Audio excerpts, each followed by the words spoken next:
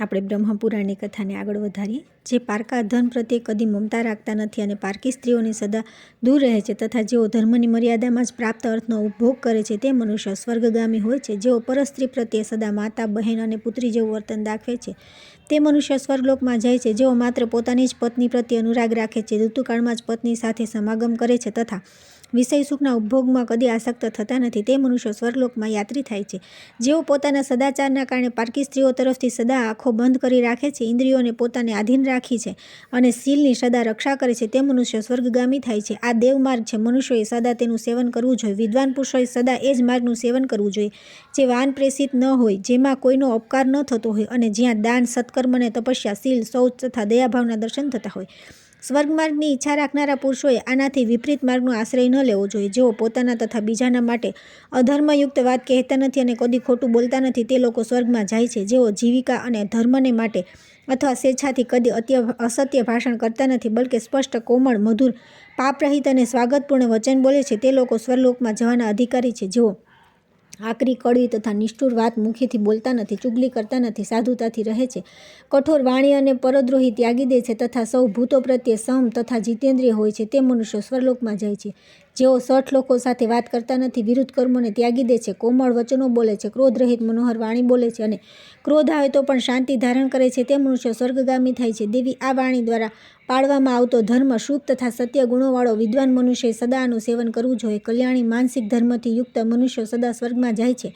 હું એમનું વર્ણન કરું છું, સાંભળો. નિર્જન વનમાં રાખેલા પારકા ધન પર જ્યારે દ્રષ્ટિ પડે તે સમયે મનમાં પણ તે લેવાનો વિચાર જેમને ન આવે તેઓ સ્વર્ગગામી જાય છે. એ જ પ્રમાણે પારકી સ્ત્રીઓને એકાંતમાં મળવા છતાં જેમના મનમાં કામનો વિચાર આવતો નથી તેઓ શત્રુ અને મિત્રને સદા એકચિત્તે અપનાવે છે, શાસ્ત્રોનું અધ્યયન કરે છે, પવિત્ર અને સત્યપ્રિય હોય છે અને પોતાના જ ધનથી સંતુષ્ટ રહે છે, જેમનાથી બીજો કોઈને કષ્ટ પહોંચતું નથી અને જેમના ચિત્તમાં સદા મૈત્રીનો ભાવ જાગૃત રહે છે. જેઓ પ્રાણી માત્ર પર દયાભાવ રાખે છે તે મનુષ્ય સ્વર્ગલોકમાં જવાના અધિકારી છે. જેઓ જ્ઞાનવાન, ક્રિયાવાન, ક્ષમાવાન, સહૃદય પ્રેમી, ધર્મ અધર્મના જ્ઞાતા અને શુભાશુભ કર્મના ફળ સંગ્રહ પ્રત્યે ઉદાસીન રહે છે. જેઓ પાપીઓથી દૂર રહે છે, દેવતા અને દ્વિજોની સેવામાં સંલગ્ન રહે છે તથા ગુરુજનો આવે ત્યારે ઊભા થઈને તેમનું સ્વાગત કરે છે તે મનુષ્ય સ્વર્ગલોકમાં જાય છે.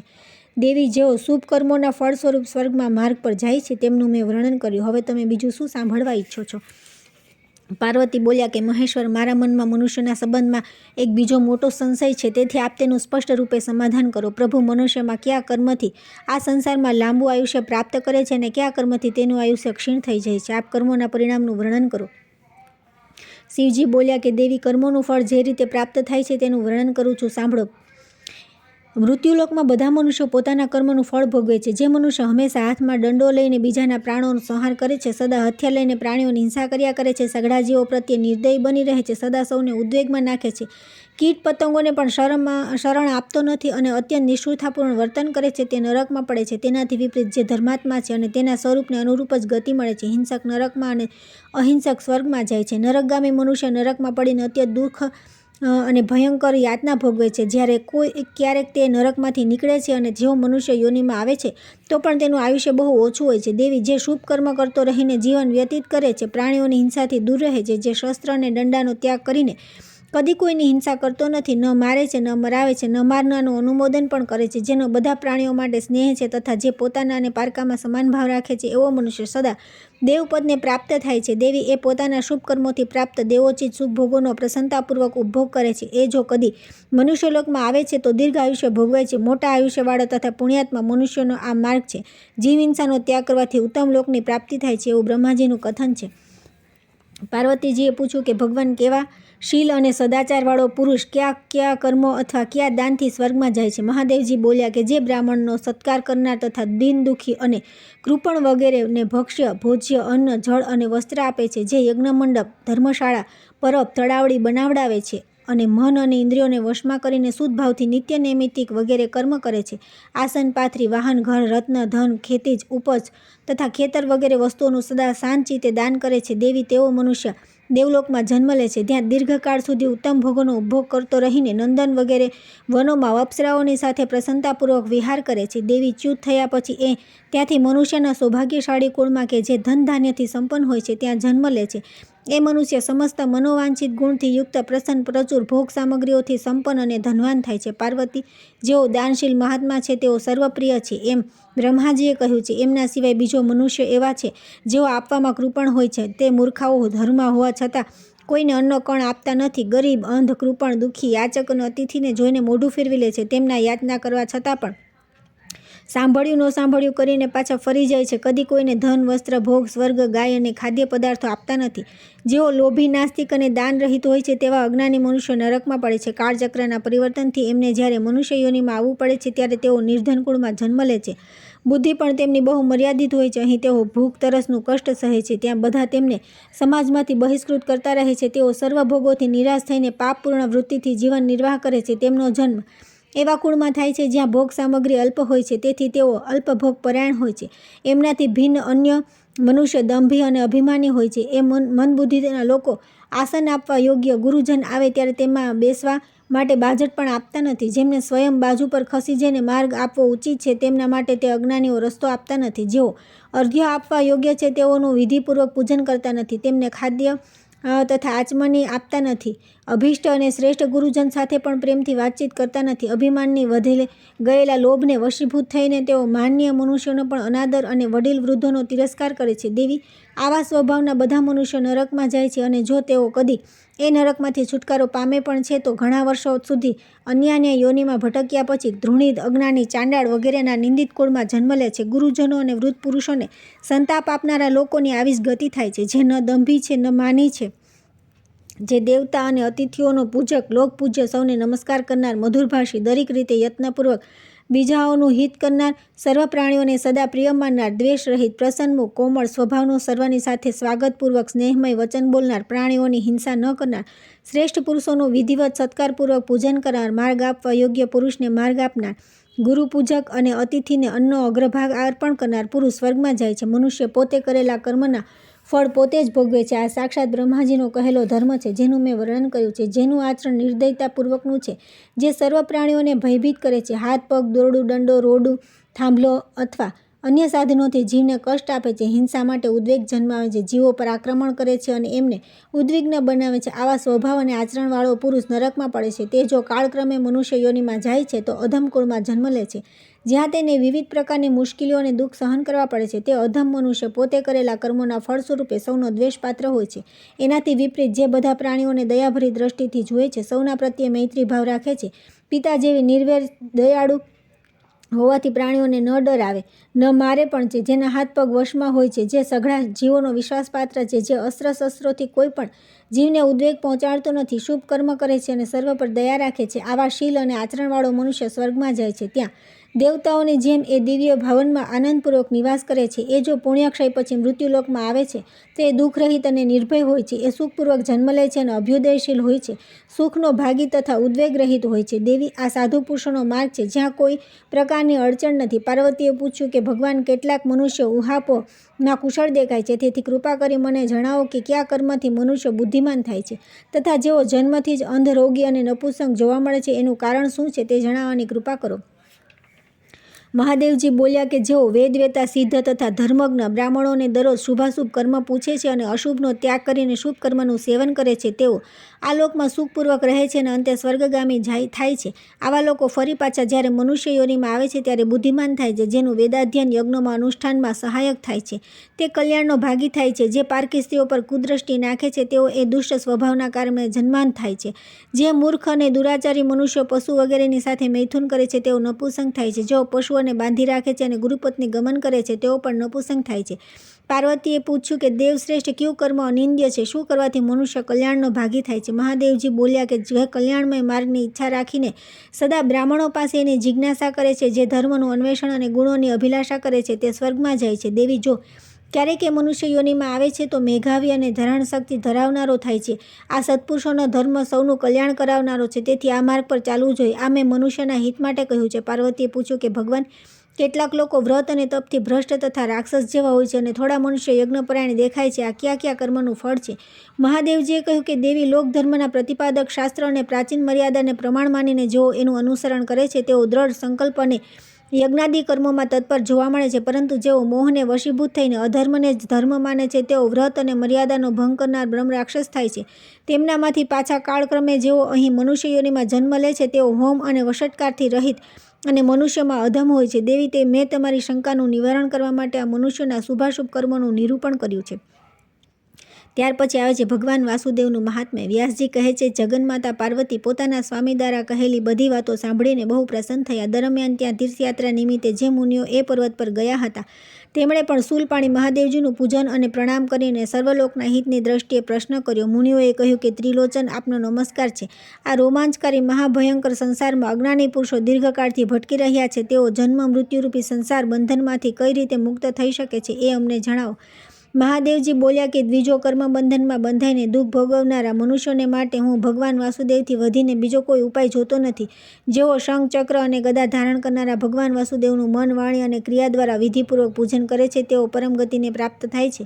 જેમનું મન જગન્મય ભગવાન વાસુદેવમાં લાગ્યું નથી, તેમના પશુવત જીવનથી શો લાભ? મુનિઓએ કહ્યું કે સર્વલોક પવંદિત પિનાકધારી ભગવાન શંકર, અમારી ઈચ્છા એ ભગવાન વાસુદેવના મહાત્મ્યને સાંભળવાની છે. મહાદેવજી બોલ્યા કે સનાતન પુરુષ શ્રી હરિ બ્રહ્માજીથી પણ શ્રેષ્ઠ છે. તેમનો શ્રી વિગ્રહ શ્યામવર્ણનો છે. તેમની કાંતિ જાંબુનદ નામના સુવર્ણ જેવી છે. એ વાદળ રહિત આકાશમાં સૂર્યની પેઠે પ્રકાશિત થાય છે. તેમની 10 ભુજાઓ છે. એ મહાતેજસ્વી અને દેવશત્રુઓના નાશક છે. તેમના વક્ષસ્થળમાં શ્રીવત્સનું ચિહ્ન શોભી રહ્યું છે. એ ઇન્દ્રિયોના નિયંતા અને સમસ્ત દેવતાઓના અધિપતિ છે. તેમના ઉદરમાંથી બ્રહ્માનો અને મસ્તકમાંથી મારો પ્રાદુર્ભાવ થયો છે. માથાના વાળમાંથી નક્ષત્ર અને ગ્રહ તથા રોમાવલીઓમાંથી દેવતા અને અસુર ઉત્પન્ન થયા છે. તેમના શરીરમાંથી ઋષિ અને સનાતન લોક પ્રગટ થયા છે. તેઓ સાક્ષાત બ્રહ્માજી તથા સઘળા દેવતાઓના નિવાસસ્થાન છે.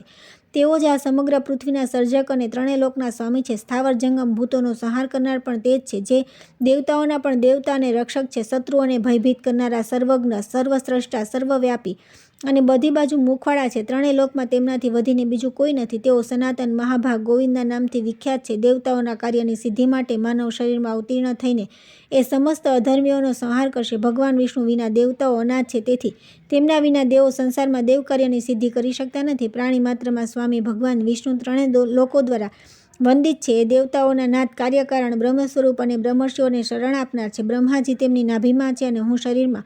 સૌ દેવતા પણ તેમના શરીરમાં સુખપૂર્વક સ્થિત છે. ભગવાનના નેત્ર કમળ જેવા છે. તેમના ગર્ભમાં શ્રીનો નિવાસ છે. તે સદા લક્ષ્મીજીની સાથે રહે છે.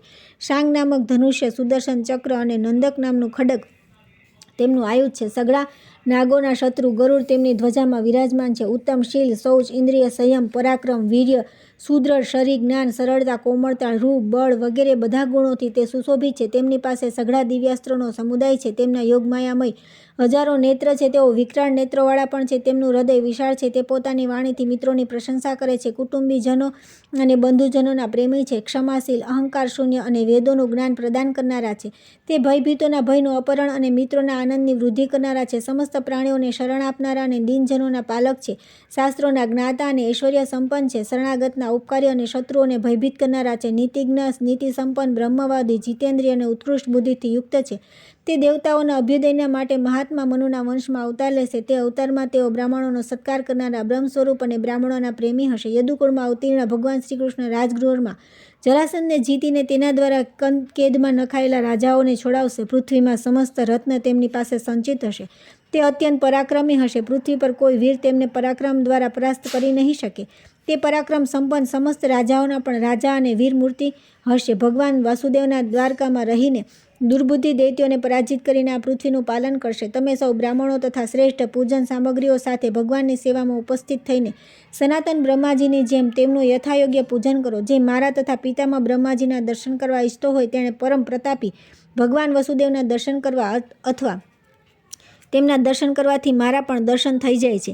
એમાં બીજો કોઈ વિચાર કરવો નહીં. તપોધન ભગવાન વસુદેવ જ બ્રહ્મા છે એમ જાણો. જેમના પર કમલનયન ભગવાન વિષ્ણુ પ્રસન્ન થશે, તેમાં પર બ્રહ્મા સહિત સઘળા દેવતા પ્રસન્ન થઈ જશે. સંસારમાં જે મનુષ્ય ભગવાન કેશવનું શરણ લેશે, તેમને કીર્તિ, યશ અને સ્વર્ગની પ્રાપ્તિ થશે. એટલું જ નહીં, એ ધર્માત્મા હોવાની સાથે સાથે ધર્મનો ઉપદેશ કરનારા આચાર્ય થશે. મહાતેજસ્વી ભગવાન વિષ્ણુએ પ્રજાજનોનું હિત કરવાની ઈચ્છાથી ધર્માનુષ્ઠાન માટે અનેક ઋષિઓને ઉત્પન્ન કર્યા. એ સનાતન કુમાર વગેરે ઋષિઓ ગંધમાદન પર્વત પર વિધિપૂર્વક તપસ્યામાં સંલગ્ન છે. તેથી ધર્મજ્ઞ તથા પ્રવચન કુશળ ભગવાન વિષ્ણુ સર્વના માટે નમસ્કાર કરવા યોગ્ય છે. તેમની વંદના કરવાથી તે સ્વયં પણ વંદના કરે છે અને સન્માનિત થયા પછી પણ સ્વયં પણ સન્માન આપે છે. જે દરરોજ એમના દર્શન કરે છે તેના પર તે સદા કૃપા દ્રષ્ટિ રાખે છે. જે તેમના શરણે જાય છે તેના તરફ તેઓ પણ આગળ વધીને આવે છે. જે તેમની અર્ચના કરે છે તેઓ પણ અર્ચના કરે છે. આ પ્રમાણે આદિદેવ ભગવાન વિષ્ણુ અનિંદ્ય છે. સાધુ પુરુષોએ તેમની આરાધના માટે બહુ કઠોર તપસ્યા કરી છે. દેવતાઓએ પણ સનાતન દેવ શ્રીહરિનું સદા પૂજન કર્યું છે. ભગવાનને અનુરૂપ નિર્ભયતાથી યુક્ત થઈને તેમના શરણે જઈને તેમની આરાધનામાં મન પરોવ્યું છે. સૌ દ્વિજોએ મન, વાણી અને ક્રિયા દ્વારા ભગવાન દેવકીનંદનની સેવામાં ઉપસ્થિત થઈને યત્નપૂર્વક તેમના દર્શન અને નમસ્કાર કરવા જોઈએ. મુનિવરો, મેં આ જ માર્ગનું અનુષ્ઠાન કર્યું છે. એ સર્વેશ્વર ભગવાનના દર્શન કરવાથી સઘળા દેવતાઓના દર્શન થઈ જાય છે. એ મહાવરા રૂપધારી સર્વલોક પિતામાં જગતપતિ ભગવાન વિષ્ણુને હું દરરોજ પ્રણામ કરું છું. એ જ શ્રીકૃષ્ણના મોટા ભાઈ હળધર બલરામજી, જેમનો વર્ણ શ્વેતગિરી જેવો ગૌર હશે, આ પૃથ્વીને ધારણ કરનારા શેષનાગ પર એમના રૂપમાં અવતીર્ણ થશે. એ ભગવાન બહુ પ્રસન્નતા સાથે સર્વત્ર વિચરણ કરે છે. એ પોતાની ફણાઓથી પૃથ્વીને લપેટીને સ્થિત છે. આ જે ભગવાન વિષ્ણુ કહેવાય છે તે જ આ પૃથ્વીને ધારણ કરનારા ભગવાન અનંત છે. જે બલરામ છે તે જ સમસ્ત ઇન્દ્રિયોના સ્વામી ધરણીધર અચ્યુત છે. એ બંને પુરુષસિંહ દિવ્ય રૂપ અને દિવ્ય પરાક્રમી છે. એ બંનેના દર્શન અને આદર કરવો જોઈએ. એ ક્રમશઃ ચક્ર અને હળ ધારણ કરનારા છે. તપોધનો, મેં તમને સૌને ભગવાનના અનુગ્રહનો આ ઉપાય કહ્યો છે. તેથી તમે બધા યત્નપૂર્વક ભગવાન વાસુદેવનું પૂજન કરો. ત્યાર પછી આવે છે શ્રી વાસુદેવજીના પૂજનનો મહિમા તથા એકાદશીએ ભગવાનના મંદિરમાં જાગરણ કરવાનું મહાત્મ્ય. બ્રહ્મ, રાક્ષસ અને ચાંડાળની કથા. મુનિઓએ કહ્યું કે મહર્ષિ, અમે ભગવાન શ્રી વિષ્ણુનું અદ્ભુત રહસ્ય સાંભળ્યું. એ સર્વ પાપોને દૂર કરનારું પુણ્યમય, ધન્ય તથા સંસાર સંબંધોનો નાશ કરનારું છે. મહામુનિ શ્રી વાસુદેવના પૂજનમાં સંલગ્ન રહેનારા મનુષ્ય ભક્તિથી તેમનું વિધિપૂર્વક પૂજન કરી કઈ ગતિ પ્રાપ્ત થાય છે? વ્યાસજી બોલ્યા કે મુનિવરો, તમે બહુ સારી વાત પૂછી. આ વૈષ્ણવોને સુખ આપનારો વિષય છે. ધ્યાનથી સાંભળો. વૈષ્ણવોને માટે સ્વર્ગ અને મોક્ષ દુર્લભ નથી. વૈષ્ણવ જે ભોગોની અભિલાષા કરે છે તે બધા ભોગો તેઓ પ્રાપ્ત કરી લે છે. જેમ કોઈ વ્યક્તિ કલ્પવૃક્ષ પાસે પહોંચી ગયા પછી પોતાની ઈચ્છા મુજબ ફળ પ્રાપ્ત કરે છે, તે જ પ્રમાણે ભગવાન શ્રી કૃષ્ણ પાસેથી સમસ્ત અભિષ્ટ વસ્તુઓની પ્રાપ્તિ થાય છે.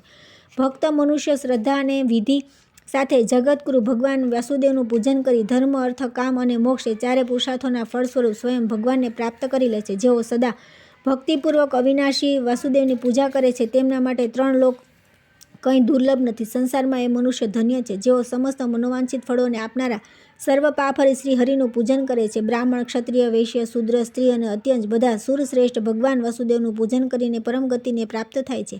બંને પક્ષની એકાદશીએ ઉપવાસ દ્વારા એકાગ્રચિત થઈને વિધિપૂર્વક સ્નાન કરીને ધોયેલા વસ્ત્રો પહેરવા, ઇન્દ્રિયોને વશ કરીને પુષ્પ, ગંધ, ધૂપ, દીપ, નૈવેદ્ય, વિવિધ પ્રકારના ઉપહાર, જપ, હોમ, પ્રદક્ષિણા, વિવિધ પ્રકારના દિવ્ય સ્ત્રોત, મનોહર ગીત, વાદ્ય, દંડવત, પ્રણામ તથા જય શબ્દના ઉચ્ચારણ દ્વારા શ્રદ્ધાપૂર્વક ભગવાન વિષ્ણુની વિધિવત પૂજા કરવી.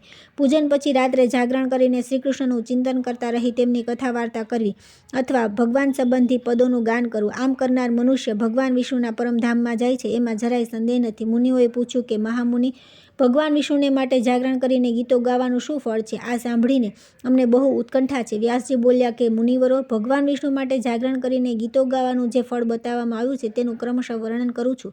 સાંભળો. આ પૃથ્વી પર અવંતી નામે પ્રસિદ્ધ એક નગરી હતી, જ્યાં શંખચક્ર અને ગદા ધારણ કરનાર ભગવાન વિષ્ણુ વિરાજમાન હતા. એ નગરી પાસે એક ચાંડાળ રહેતો હતો, જે સંગીતમાં કુશળ હતો. તે ઉત્તમ વૃત્તિથી ધન ઉપાર્જન કરીને કુટુંબનું ભરણ પોષણ કરતો હતો. ભગવાન વિષ્ણુ તે પ્રત્યે તેની અપાર ભક્તિ હતી. એ પોતાના વ્રતનું દ્રઢતાપૂર્વક પાલન કરતો હતો. દરેક મહિનાની એકાદશી ઉપવાસ કરતો અને ભગવાનના મંદિરની પાસે જઈ તેમને ગીતો સંભળાવતો. આ ગીતો ભગવાનના નામોથી યુક્ત અને એમની અવતાર કથાઓ સાથે સંબંધ ધરાવતા હતા. ગંધાર, ષડજ, નિષાદ, પંચમ અને ધૈવત વગેરે સ્વરોથી અને ચાંડાળ રાત્રિ જાગરણના સમયે વિભિન્ન ગાથાઓ દ્વારા વિષ્ણુનું યશોગાન કરતો.